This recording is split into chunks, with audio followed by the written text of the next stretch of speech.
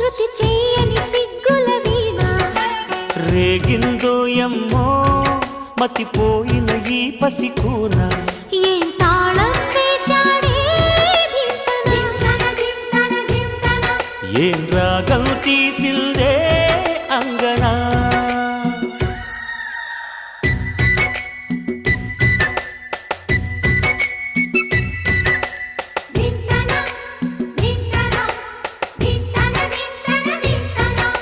మోగిందో యమ్మో శృతి చేయని సిగ్గుల వీణ రేగిందో యమ్మో మతిపోయిన ఈ పసికూన